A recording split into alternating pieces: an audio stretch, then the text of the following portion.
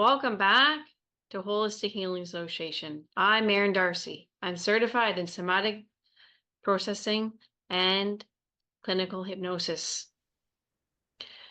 Today, we will be talking about the two most common mental health struggles that we are facing in our society: anxiety and depression.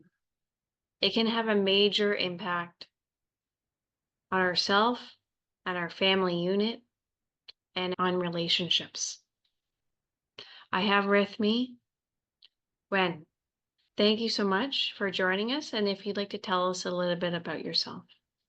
Thank you, Erin, for having me.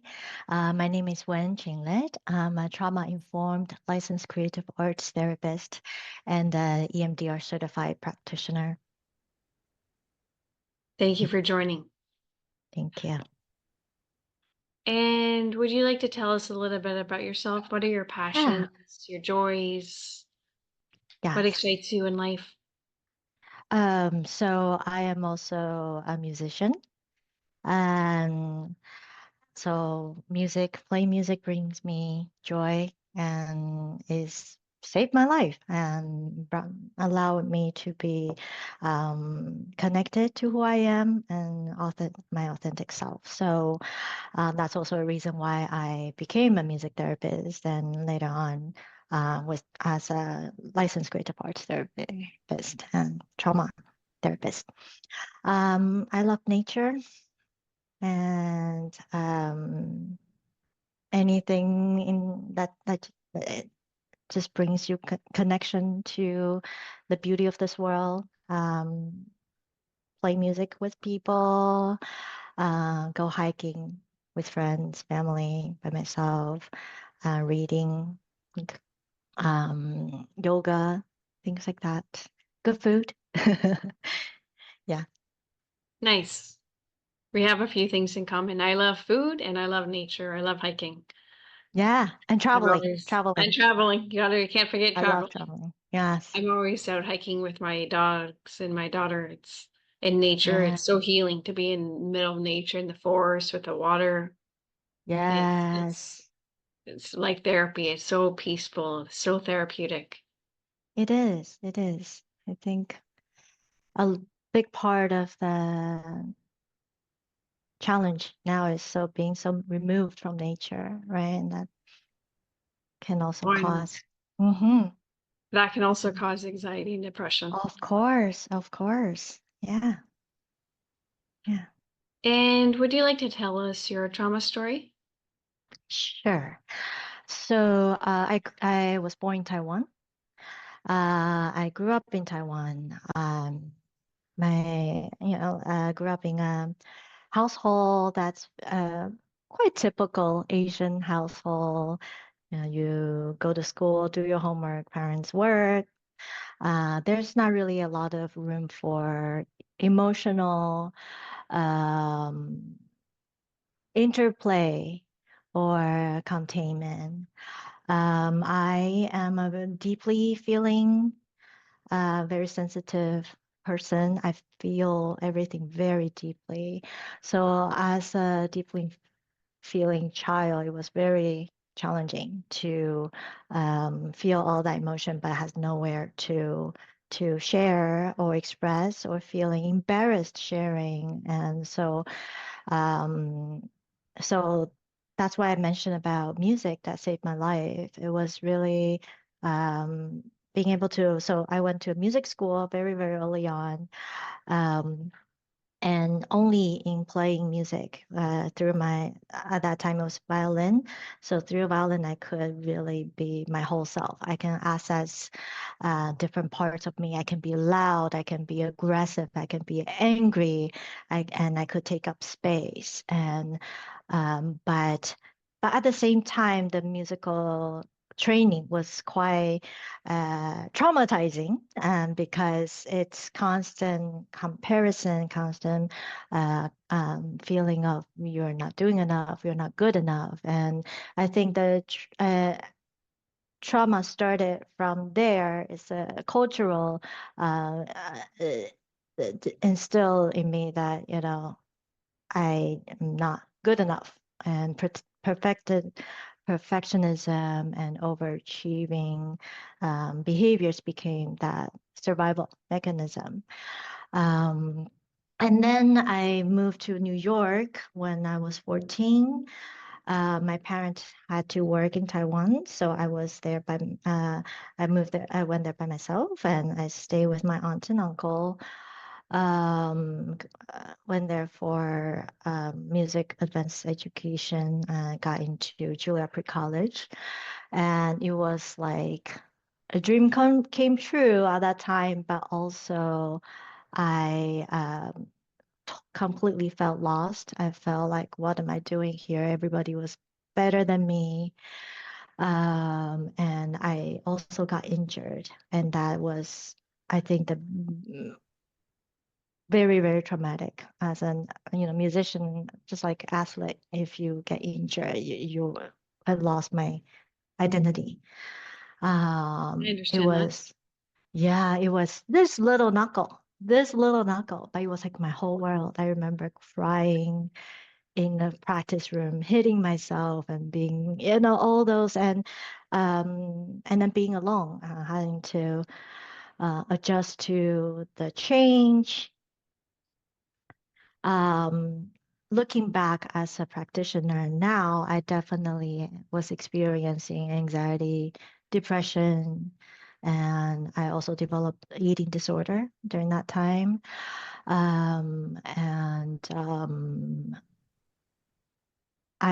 because I got injured, violin became like the relationship with that became very complicated.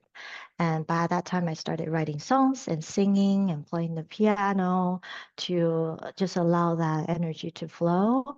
And I remember when I felt angry, I could just pound on the piano and or sing, and that was what led me to music therapy at the end.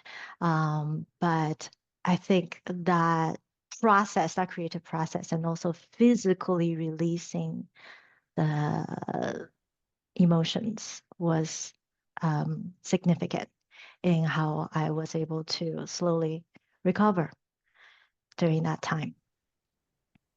Yeah, Thank you. Thank you for sharing. you're welcome. And how does anxiety and depression, Mhm. how does it feel in the body? Mm. So I'll start with anxiety. Okay. It can be a constant buzzing in your chest, in your head, and feel like something bad is going to happen. It can be tightness in your chest that you cannot really taking enough breaths. And that sensation itself can exacerbate the anxiety. It can be a sinking feeling in your stomach, butterfly in your stomach. It can feel like indigestion. Irritable bowel syndrome is closely related to anxiety. Increasing heart rate, feeling fidgety, feeling shaky, restless leg syndrome, tightness in your jaw, and also just that tense, agitating feeling that persists, right? It's hard to relax. It's hard to fall asleep or sleep through the night. You can also feel like just in general, the tension in your neck, shoulder, difficulty concentrating also. Um, with depression, so anxiety is the hyper aroused state, right? You can, Yes. yeah, you have to gear up to ready to Sympathetic fight. mode. Go, go, go. Yes, yes. Depression is on the other end of it's the hypoarousal state, right? So it's that collapse feeling, that heaviness, that slow, heavy, deep weight in your body, in your chest. It can also feel like difficulty breathing. Mhm. It can feel like fatigue and exhaustion that no matter how much sleep you get doesn't fix It can be just heavy molas, numbness, and emptiness. Feel disconnected. Um, and that also leads to body ache, can be headache, lower back pain. It's a big one too. Um, Rumination is a huge part of a rumination. And shame is the psychological Shame is part that huge. comes with it. Yes, yes, yes. And that general feeling of powerlessness and hopelessness. Yes. And Having yeah, not a lot of hope or none at all. yeah, exactly. Because it's basically collapsing, right? Your body collapsing. You cannot fight it anymore. So that thinking, feeling. Yes. And that's Mm. sometimes in a somatic session, we can just allow our body to just go into that and then Yeah, pendulate out and just allow it to feel and yes, just go into the ball if you want to. Allow yes, and then slowly come back out and straighten the arms, yeah, straighten the shoulders, and just pendulate back and forth. And that's allow yourself right. starting to process your emotions, your Yeah, sadness. yes, yes. Yeah. And why Mhm. does developmental trauma significantly increase the chances of developing anxiety and depression? Mhm.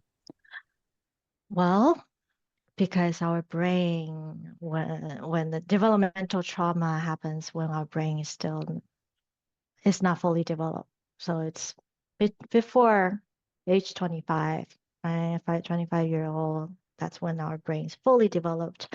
So childhood trauma, and it often involves relationships, right? So any kind of relationship wounds or that immediate danger, physical, emotional danger, impacts our brain in a way. The amygdala becomes overly active, and amygdala is our lives in our limbic system. That's our emotional center, and it's also our fear detector, fear center, right? So if the alarm system is always ringing, then it affects how our brain regulate and to bring down back down to equilibrium. And also, we need to experience co-regulation before we learn how to self-regulate. So if there's any relational misattunement or wound, then our brain does not learn, or it's harder for our brain to self-regulate. Uh, Makes a lot of sense. Thank you. oh Makes yeah, perfect yeah, sense, right? yeah. And that's why we can be hurt in relationships. However, we Mm-hmm. can also heal in relationships. And Yes. if we can regulate, learn, that's why, for example, in somatic sessions, if we regulate off each other's, Yes. Yes. and it's so important that the practitioner is very regulated in your session. Mm-hmm. Yes. Yes. Okay. Yeah. And how does the anxiety and depression impact us? Oh, it impacts us in how we perceive our reality, how we experience the world, how we relate to each other, right? So anxiety, also our physical well-being, it also impact us in our learning, ability to learn new things, to experience new things, right? Anxiety keeps us in constant state of tension and ready to run away, to fight, and that can really be crippling. in how we take risk, how we take risk in terms of allowing us to have new experience, to visit a new place, to do something new. And it also makes concentration difficult because when our amygdala is ringing, if it impacts our hippocampus, which is the learning, the memory part of our brain, and when we feel anxiety or depression, we can't really, we're in the survival mode. When we are in survival mode, we can't think clearly, rationally, and Exactly. we cannot learn new information, retain new information. And they also affect our relationships, right? When you are feeling anxiety, you're constantly waiting for another shoe to drop. And so the lack of safety keeps us from being able to be intimate, to feel that trust. And then it affect our boundaries setting, right? The people pleasing tendency might play, the overthinking, the blurring of healthy boundary will definitely affect our relationship. Yeah. Yeah. Right. Thank you. Yes, that makes a Mhm. lot of sense. Mhm. And how does depression affect Yeah. relationships? Uh, Depression makes us want to withdraw, to isolate. So that in itself is keeping us from being connected, right? Depression keeps us from connected within ourselves and with other people.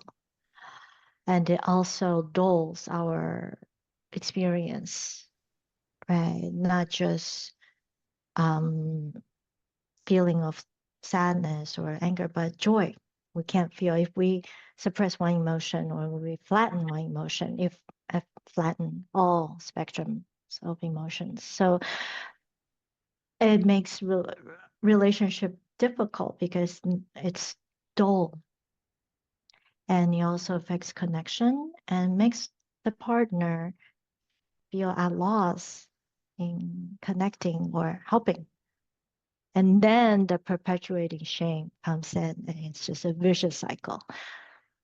It makes so much sense. And I believe it's not just in intimate relationships.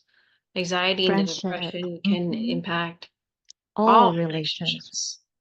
Yes, Right? yes, yes, Parenting, yes. marriage, Mhm. partnership, Yeah, siblings, friends, you yes, name it. yes. Oh, yeah, yeah. It takes away ability to empathize, right? Also, so how are you going to attune to the other person's emotional space when you are consumed with that sensation? It makes And perfect sense. We yeah, don't have the empathy we normally would. And yes, our minds can yes, race and we can shut down. And what advice do you yes. have for people in relationships that are Mhm. struggling with anxiety, that are struggling with depression, with their marriage partner, their Yeah, children, their friends, their yeah, parents? yeah. So seeking professional help, right? Is so a lot of the taboo around mental health is like if you're struggling with anxiety or depression week, right? And that keeps keep us alone, isolated in that experience. And sometimes our family, our friends want to help, they don't know how, right? Or sometimes when you experience such intense emotions, you feel you feel like you don't want to bring other people down or trouble other people close to you, and that just intensifies that feeling of isolation. Mhm. So really, really, if you can find um, professional help, it may be a somatic practitioner, counselor, therapist, right, to really address that and say out loud when we name it. We're Name the ready. emotions, start to process our Yes, emotions. right? Definitely. Just Allow naming it it. just to like, yeah, Yes. just a naming it. Like when we're pushing everything down, it becomes Mm-hmm. louder and louder, Yes. where we need Yes. someone to be able to hold space for us, and Yes. we need the support. And with Yes. family and friends, it's so important that we allow the person know that we're there for them, Yes. but Yes. don't force. Yes. Be gentle, be compassionate, invite them for walks, invite Yes. them out in nature, invite them to, get moving because that can all help. If we're just a hike Definitely. can help. Getting out of nature can Of help. course. Of course. Of course. Yes. Little Yes. check-ins, being gentle, being compassionate with the person, um, Mm-hmm. but not forceful is can all Yes. go miles. Just letting the Yes. person know that you're there for them. Yes. Yes. Sometimes even just like, hey, I care about you. I want to be there for you. How can I, right? How can I support you? How can I be there for you? Exactly. Yeah, ask. Hmm. Ask what they need. What Yeah. are their needs? What Yes. do they need? Yes. Yes. Yes. Definitely. What can people with anxiety and depression, what can they do at home to start Mm, to heal? yes. So, like what we said before, naming it is half the battle, right? When you feel that body sensation that I described, what am I feeling right now? Take a moment to pause and, I'm feeling anxious. What is the anxiety trying to tell me, right? Exactly. Try to Yes. ask. Yeah, be curious. All emotions Ask what are does it mean? messengers. What does it have to tell Yes, you? Yes. exactly. And then practice that self-compassion, right? It's okay to feel that and allowing yourself to feel that body sensation.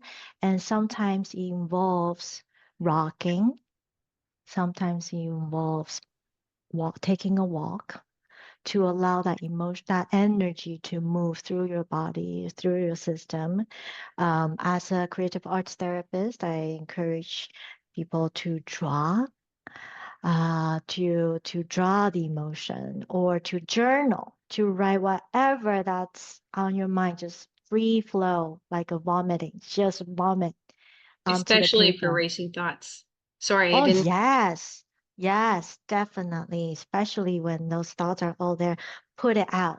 The process of writing, drawing, making clays, playing on the drum, singing, running, right? Or dancing to a piece of music. It's already allowing your body to release that energy.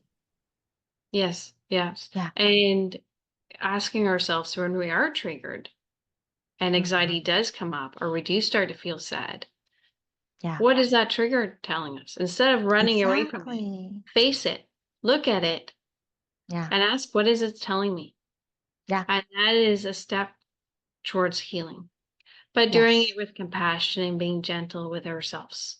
Yes. Yes. And Yes. often under anxiety and depression, there's other emotions Oh, yeah. that we've pushed down, we Mm. have suppressed, and we are Yes. not even aware that we're feeling it. Often it can be anger, and Mm-hmm. it's very common in our culture Mm-hmm. that anger is not an emotion. It's okay to feel. So we are taught as young children to push it down because it's either not safe. Yeah. We saw our parents get angry and we never want to be like that. So we taught ourselves to Yes. push it down, or we were always punished when our anger came up. Um, Yes. Yes.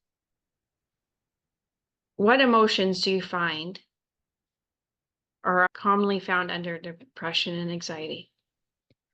Fear is a big one, right? Fear of being abandoned, rejected, right? Shame is a big one.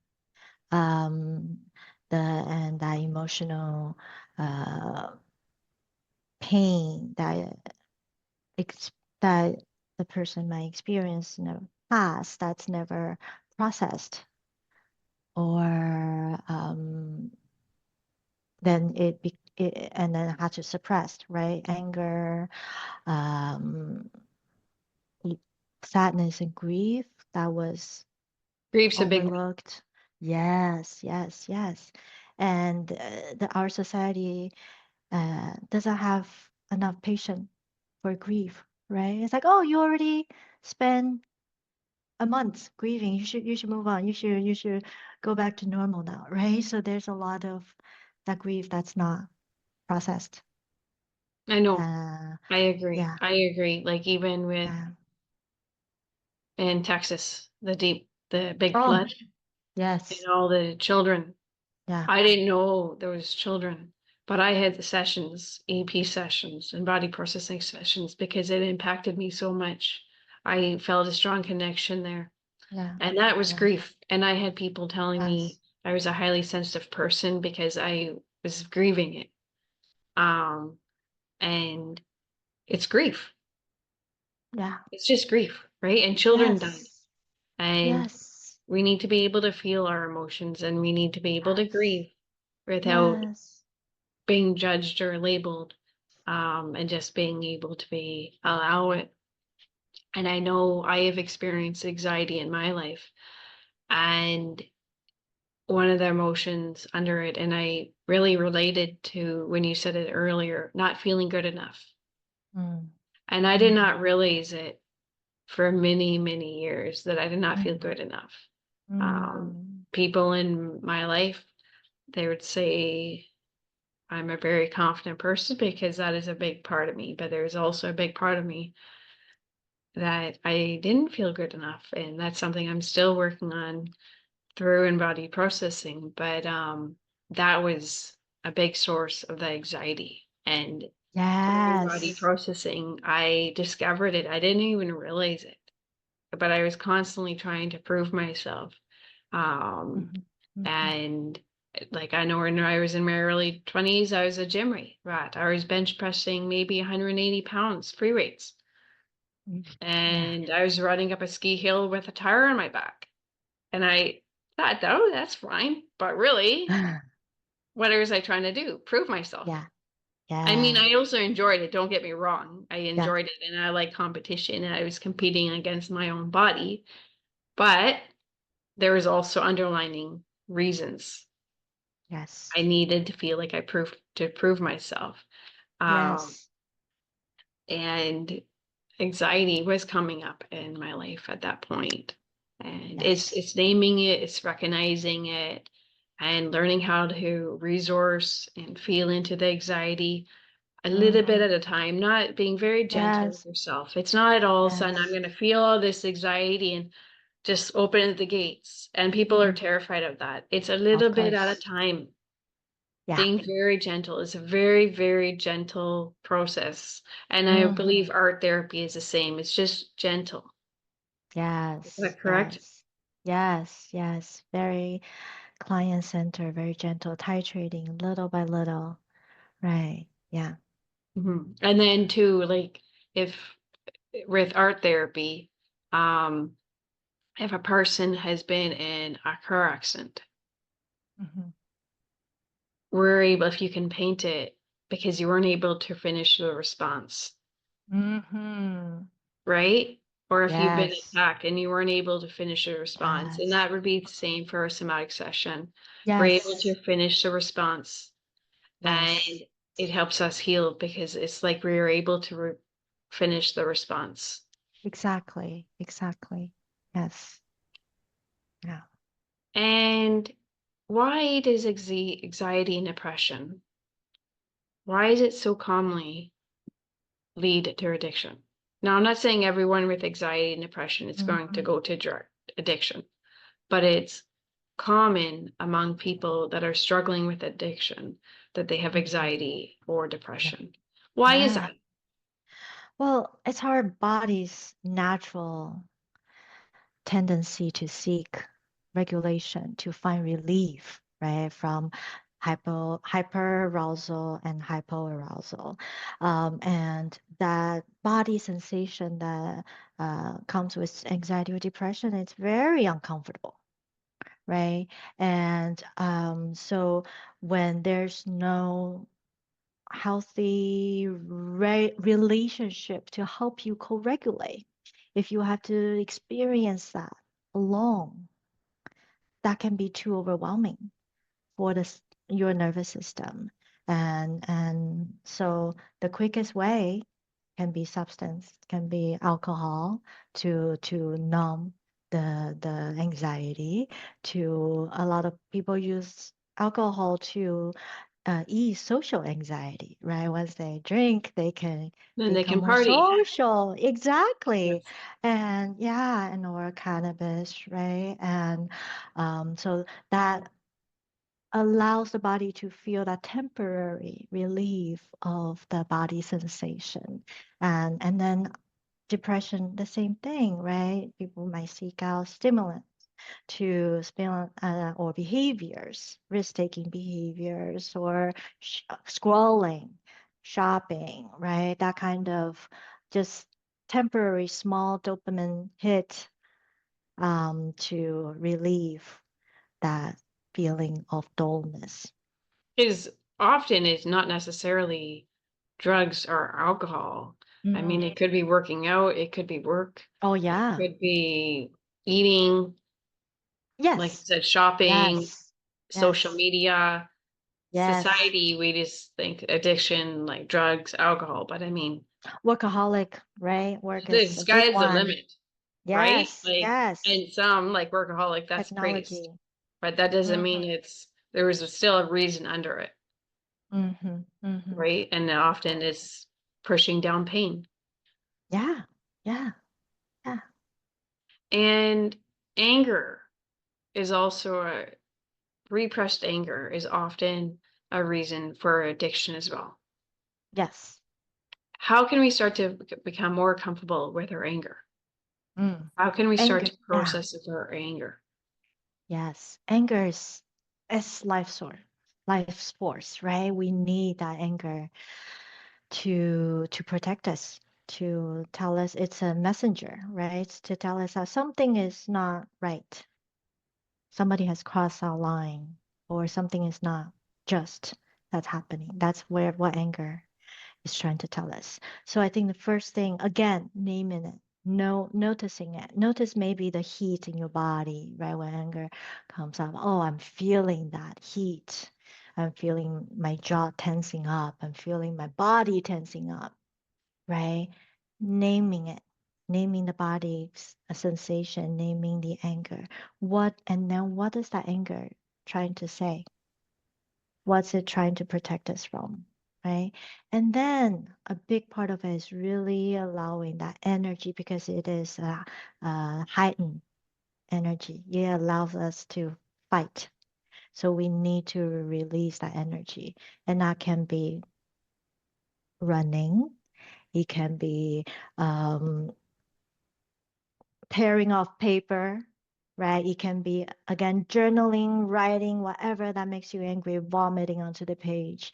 It can be playing on the drum or any kind of movement that, or like deep breathing, right? To help releasing that anger. Yeah. And And I then, know mhm, go ahead. my 3-year-old, I that's what I'm teaching her. She's too young to be noticing the sensations in her body, I find at this point, but she's Mhm. getting really good at naming Yeah. her emotions and naming what other people are also feeling Yes. Yes. and Great. teaching her empathy. And I know Yeah. a lot of people are afraid to release their anger, to allow it to come up Hmm. Hmm. because they feel like I've been told I could kill somebody.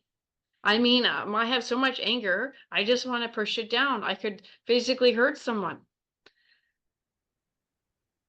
You don't need to like release it all at once. And for example, like if say you're married and you have a spouse and you're feeling angry, before coming home, don't come home angry.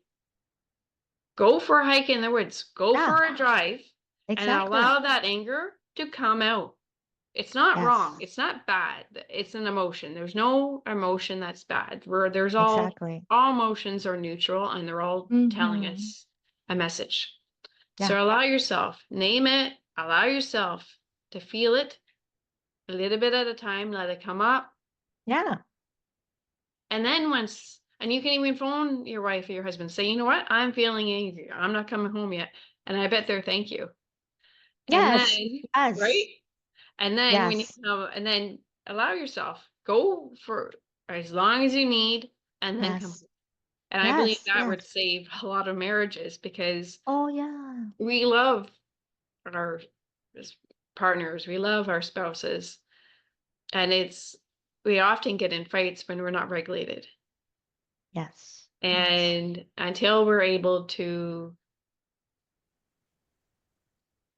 be okay with our anger and be more comfortable and Mm-hmm. process it, that doesn't mean you need to confront your spouse Not in at the all. midst of it, That's right. right? That's right.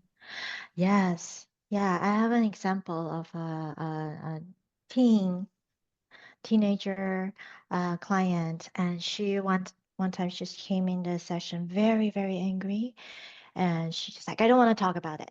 I was like, okay, you don't have to talk about it. Would you like to play on the drum? And she sat and play on the drum, bang on the drum, and I was playing on the drum with her, just to hold that space for her. And then after 20 minutes, so and you could feel that energy shifting, right? Because anger is just energy. Once you allow it to move, it moves. And then afterwards, she's like, okay, now I can talk about it. And there's a softening, and then you can And you can, exactly, process. because we're not Yeah, always even thinking straight when no. high emotions are coming up, like anger. Yes. And we can Hmm. say and do things that we later regret. So allow yourself that Yes. space. Yes. Allow yourself and the other And person. I know there's parents, I've done a number of sessions on mothers, and they're like, I'm yelling at my children. I don't want to be yelling at my children. And when we repress our anger, when we push it down, sometimes that can cause us to snap, to just it come out. Yes. Yes. Yes. And so it's important to take that time to yourself Yes. and get angry. Allow Yes. yourself to get angry and release that anger. Yes. And say to your husband or your wife, say, you know what, I need to go out because I need to get angry. I need to Yes. release it, Exactly. Yes. right? And then yes, and give the other person time to do that, right? Instead of Exactly. pressing on the fight, but just like, okay, go. Yeah. And Yeah. you need your time. Yeah, I need And my that time. will help the family unit is Oh everyone yeah. can feel their anger. Yes. Yes. It's And then so teaching important. your kids the same because our Yes. kids are looking at us as an example. Yes. And if we are not regulated, our children will not be. If we do not know how to process our emotions, if we are pushing down our emotions, so are our children. And that can Exactly. cause chronic health problems, mental health Exactly. struggles, Yes. emotional struggles. And no emotions are bad. And when we push it down, that is when we can start to have mental health struggles. Yes. Yes. And how can creative arts therapy in your specific modality, which is music, through a somatic lens, help heal our nervous system? Mm. So I'll start with breath and our voice. So I do a lot of breath work and vocal toning, and because it's the breath work is so fundamental in any kind of wellness practice, yoga, tai chi, right? It's the life source. And when we learn how to uh, regulate our breath and elongate our exhalation, when we elongate our exhalation, we activate our parasympathetic nervous system. And that can just help us shift from hyperarousal back to the window of tolerance, right? Just by slowing down our exhalation and then adding a voice. When we add a voice, it's not only creating that connection from our mind to our body, but also that that vibration actually strengthens our vagus nerve, which will help us to again regulate back to ventral straight when we feel safe, right, and calm. So I do a lot of that vocal work, and then like I mentioned before, using different instruments as a venue for an outlet for emotional expression.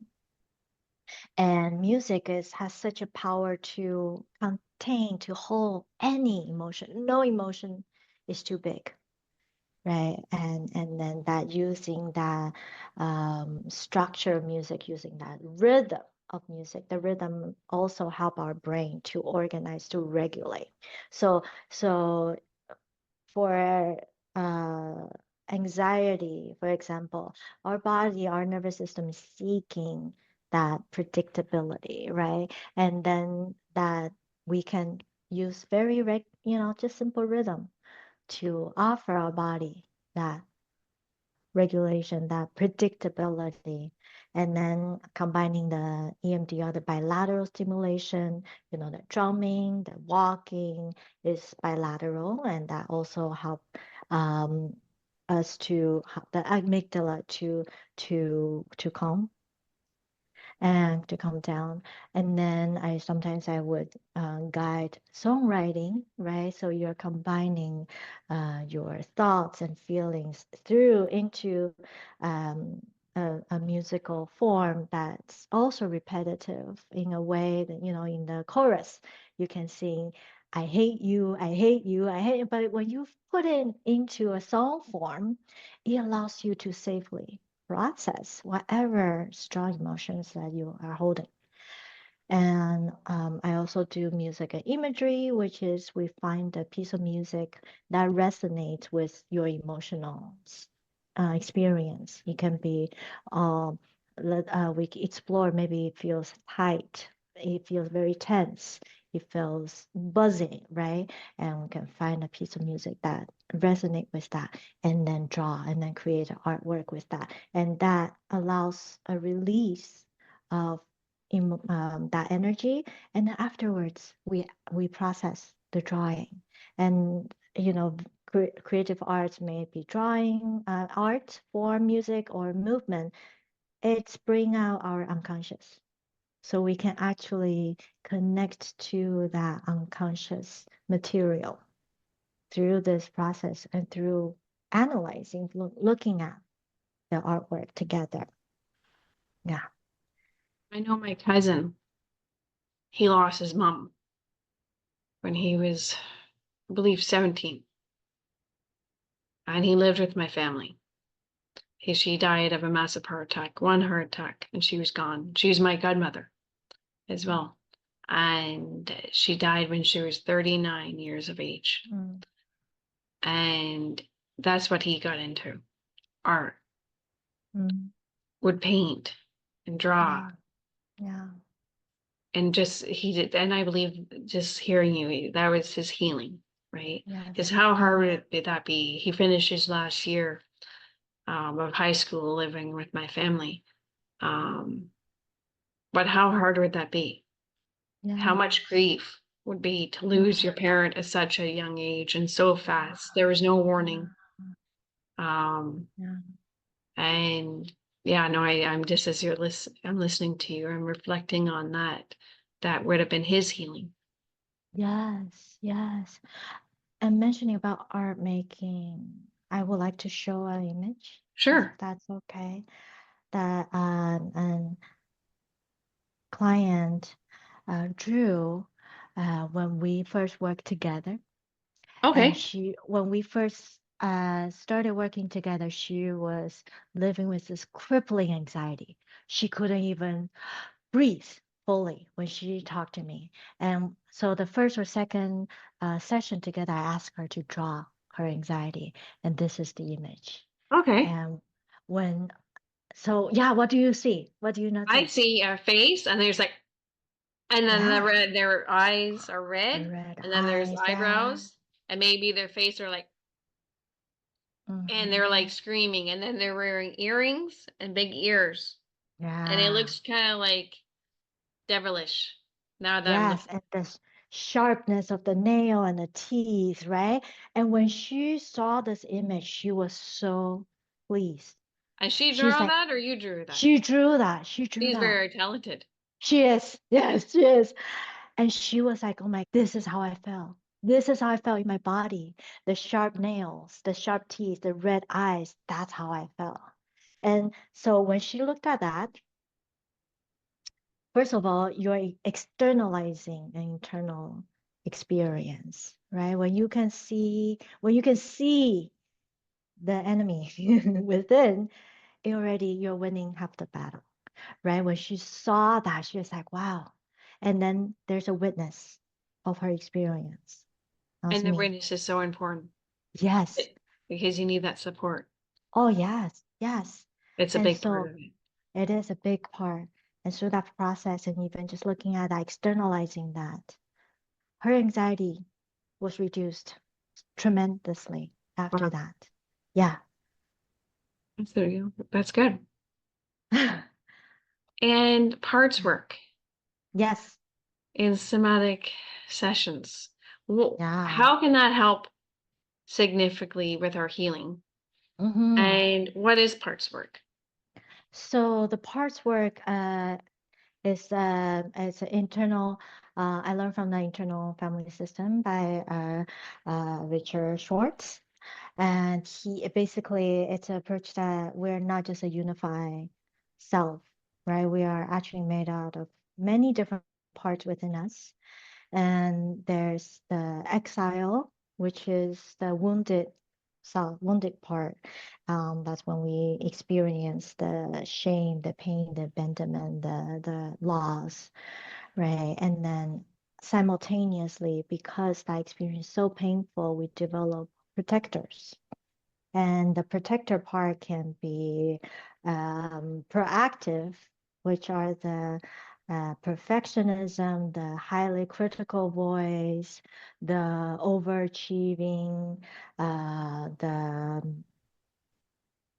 anxiety part, like having to take care of everything preemptively, making sure nothing will go wrong, right? That's the manager. And then on the other side of the protectors, there's firefighters. So firefighters are more reactive. So it can be more impulsivity, it can be scrolling, it can be any kind of addiction, right? It's that immediate reactive relief of the pain or the fear. And then there's the self energy, right? The self energy is the healthy core within all of us. That part that's not a part. That's a self energy that's never taken away. Mhm. That's when we feel compassionate, when we feel kind, when we feel curious and wholesome. And so the parts work is really to help the client to connect to that self energy to understand the different parts. So it's very humanistic because we're not pathologizing. We're not looking at the symptoms as a problem or weakness. We're looking at what they're struggling with as protectors, right? They serve a function. Anxiety is a protector, it serves a function. Depression is a part, it serves a function and Mhm. trying to understand it, trying to befriend it. And within the And parts work, also, go ahead. yeah, yeah, within the parts work, the first question I ask is does that live in your body? Where do you feel that, right? And that brings in the somatic work as well. And Exactly. I've experienced anxiety. There's no way. What benefit? Why would I want this anxiety? But there is a small part, and yes, I'm for sure you've experienced with these with your clients. There's a small part that you used to help you, exactly right? The like I fear, don't the want to shame. feel Hmm. Yeah, sadness. and Yes. anxiety can come up. I've Yes. experienced that. And Yes. look under the anxiety and what's underneath it, Yeah. right? Yeah. Mm-hmm. And the anxiety is coming up because it's trying to protect me Mm-hmm. Mm-hmm. from feeling sad, from it's trying to protect me from the situation.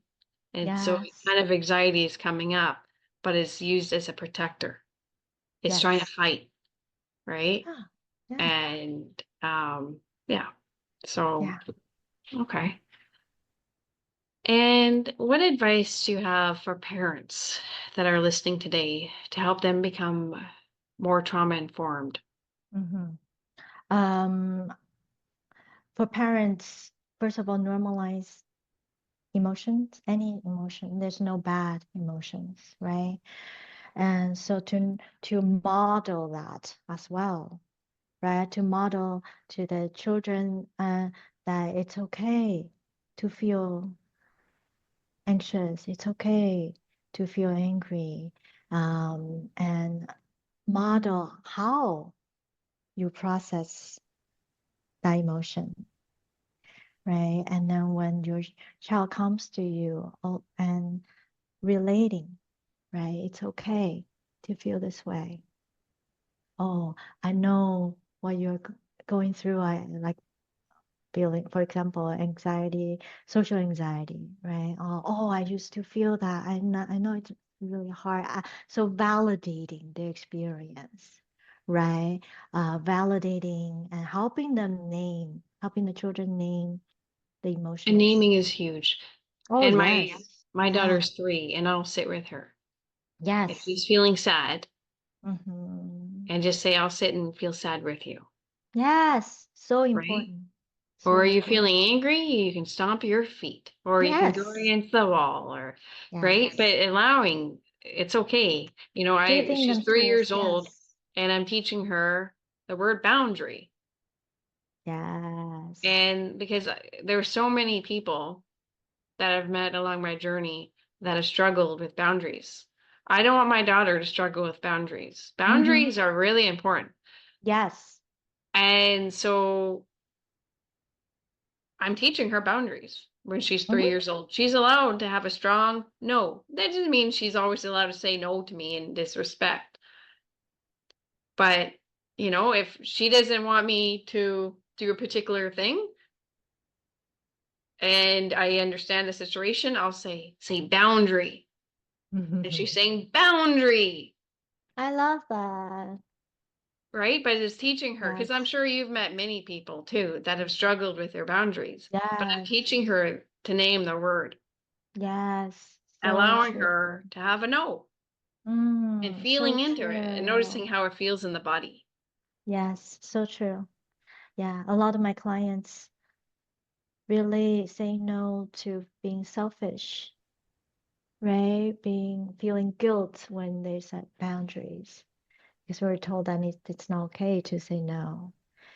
It's okay for the adults to tell you to hug you, even if you don't want to be hugged. Just go hug them, right? Exactly. Instead of, yeah, teaching them that if I don't like to be hugged, You then say no. they know. Yeah, Say no. Don't force yeah. your child. If they don't want to hug someone, don't force it, because Mm-hmm. it's also teaching them, like, sexual trauma is huge. It's huge. Yeah, There's way more yeah, than people realize. And yeah. it's teaching them to notice that I don't want to, Mm-hmm. and to be able to say Yes, no. And if you have a little girl, yes, which I do at home, I yes, want her, if she doesn't want to give a hug, to be able to say no and put up boundaries. yes, yes. And And that trust. is so important because so many Yes. struggle with being able to put up boundaries with men. Yeah. And Yes, that's a yes. stepping stone, is I don't want to hug that person because I don't feel comfortable with them. Mm-hmm. Trust it and say, you know And it's what? okay. Mm-hmm. You don't have to go hug that person. Yes, yes, No, it's okay to say no. yes, yes. Yeah, that's so great. And validating their experience so they can trust their own intuition and feeling, right? Exactly. Yeah, yeah. Yes. And it's a process. Like my child, she's not, I can't ask her right now. I have started a little bit. Where are you feeling that in the body? And she has said my Mm-hmm. stomach.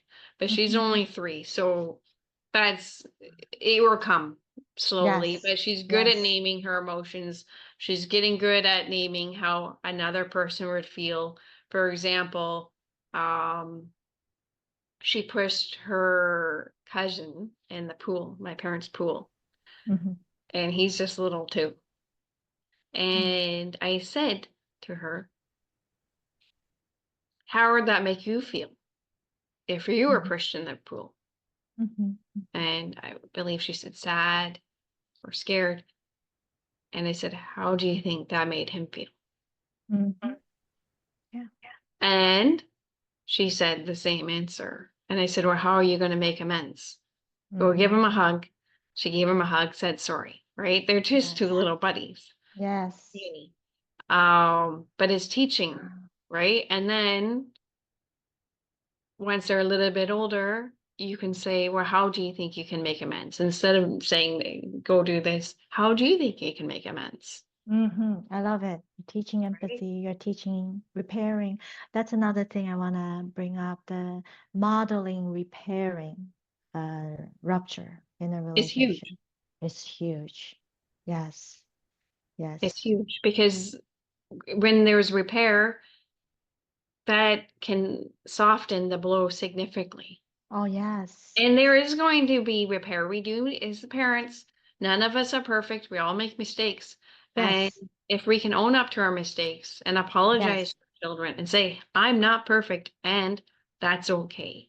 And I'm Yes. sorry I made a mistake. Yes. Yes. Yeah. Yeah. And that allows them to not feel like they have to be perfect. And why is anxiety and depression on the rise in our culture Mhm. in children? Yeah, a lot of factors. I will start with technology, social media. It not only takes away the connection and building healthy relationships, and that's so vital for mental health, right? For developing brain. And then being on social media, it heightens the unrealistic standards, the bullying, the comparison, and harmful content, and the constant scrolling also just keeps you disconnected to your environment, your surrounding, and that heightens that isolation.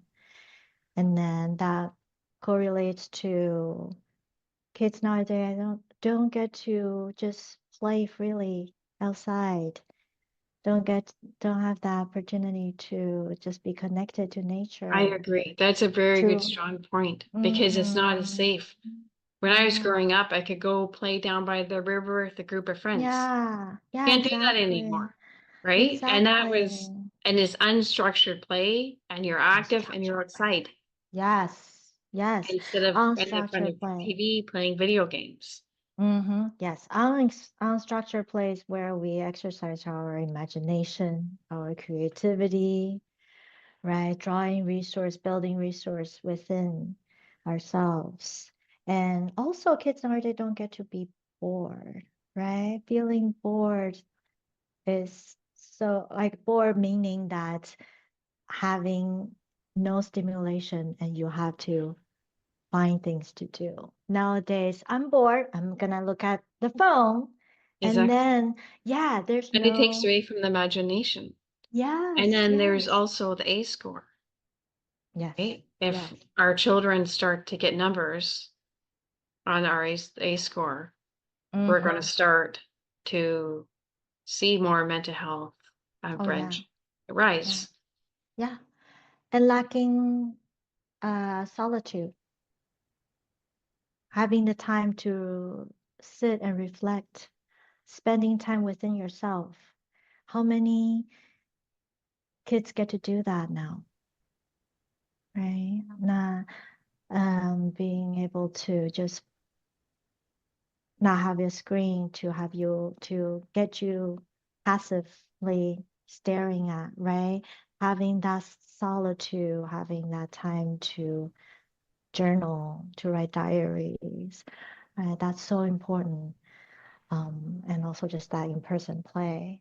And with technology nowadays, we are so bombarded with So so much. many noise, yes, and there's so much stressors from the global, right, the chaos, and the climate change that they're facing. It's so daunting. And children are exposed to way more than they should Way be. too much. Way too much. Exactly. Way too Way too much. much. Way too much. And they're And it's sitting. confusing and Yes. it's Yes. very, yeah, they don't, it's too young and they don't understand. It can be very Yeah. confusing for little kids. Oh yeah. Frightening. Terrifying. Yes. Right? Yes. And And then family that compound. struggles, Yes, family struggles, generational trauma. which I Right? believe is also on the rise. And I believe a lot of that Yes. is due to trauma, Mm. right? And Yes. Yes. Yeah. Yeah. and what can we do to start to help children that are Mm. facing all these challenges? Hmm.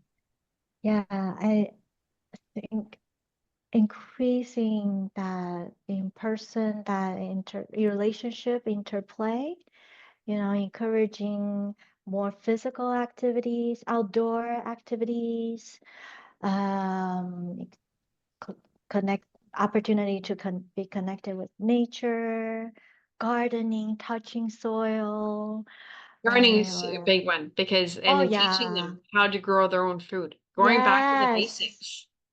going back to the basics. Because back in the olden days, I'm sure when they're outside gardening all day on the farm, Yeah, yeah. I'm sure mental health had been significantly less.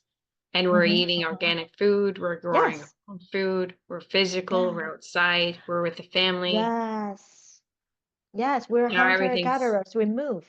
We moved all the time. now Right. everything's self-isolated. We're all in our own Yes, home, stick to ourselves. Everyone's yes. busy. We're eating processed food. Mm-hmm, mm-hmm. Like there's so many factors. Yes, yes. Yeah.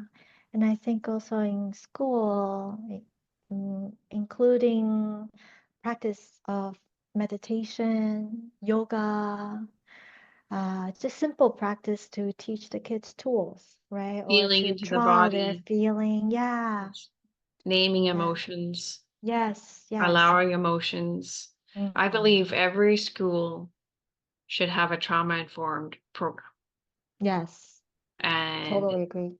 that would significantly help people like, have understanding of what they're going through and what others are going through. Because I Yes. believe if we have an understanding, Mm-hmm.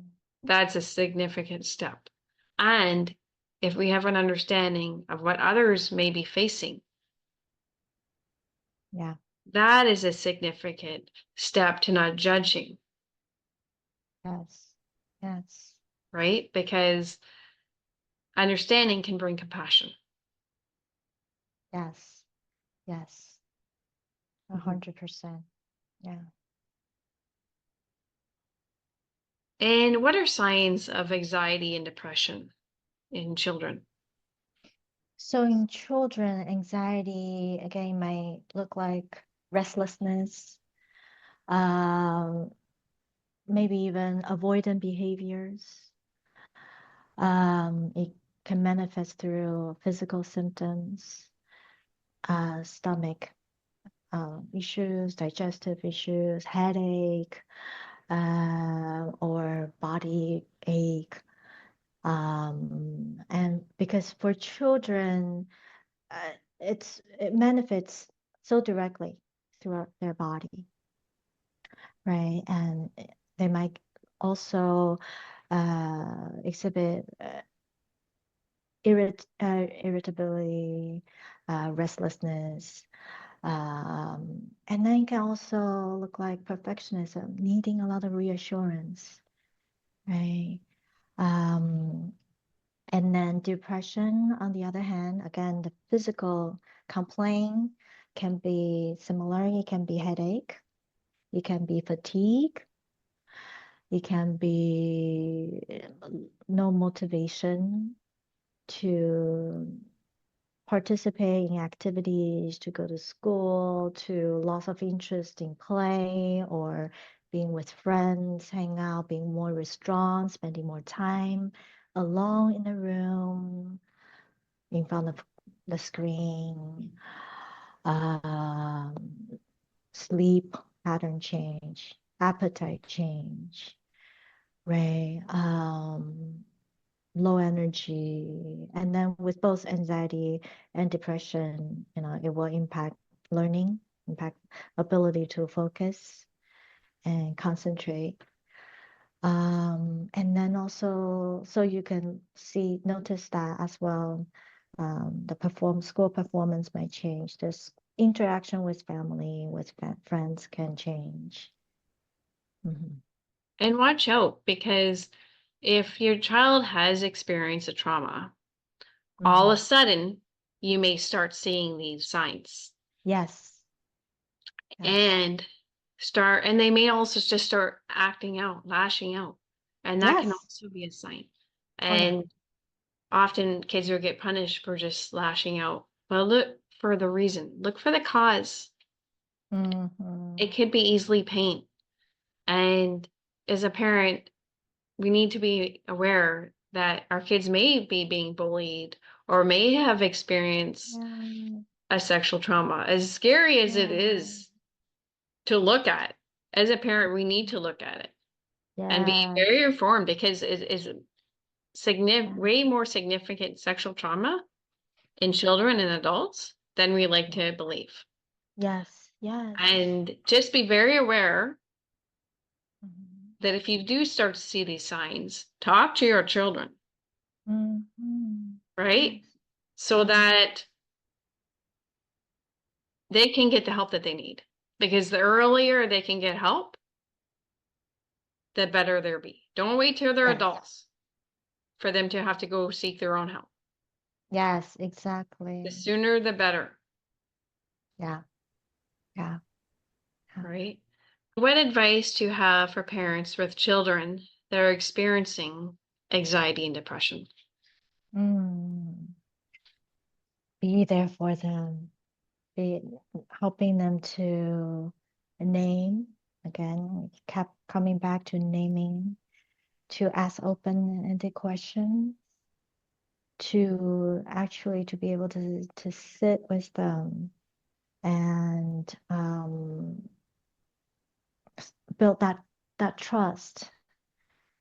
And I think that's so important, Trust is to huge. normalize, yeah, and normalize the experience as well, right? Um, Modeling that it's okay to feel, and then again, if there's a trust in that relationship, then telling the child that we're on the same team, right? I'm here for you. We're on the same team. I love it. Yes. Teamwork. And yes, that we're on the same team. We're in this together, and modeling, Yes. because if we do not have healthy coping mechanisms, either are our children. Mm-hmm. And working on ourselves, healing ourselves, Yes. so that we can also be our best version for our children. Yes. Yes. Trauma gets passed down when we don't recognize it, when we don't work through it and process And it sometimes it ourselves. can be hard to recognize, Mm-hmm. Yes. especially if it's been happening for generations. But Yeah. just become a little bit curious. Just start to look. Yes. And I know I was a person who did not believe I had any trauma. Mm. And I had a lot of people encouraging me through the program I was taking to have a second look and a third look. And then I realized, yes, there is some trauma there. And I believe the majority of us have had a painful experience that Wow. we have not processed. And we do carry some scar tissue. And that's what trauma is. It's a Yes. scar that if it's poked, it can hurt. But when we have a wound, wounds can be healed. And with art therapy, parts work, somatic processing, these are all holistic healings that can significantly help us and our children. And I invite all of our viewers to become curious today and just start to look at yourself and ask, why do I need healing? And if you are interested, Ren and I are both here for you, and our information will be below. And we're happy to answer any questions you have, and we're here for you. Thank you so much for joining us today, Wen. It was an honor to have you. And thank you everyone for watching. Thank you.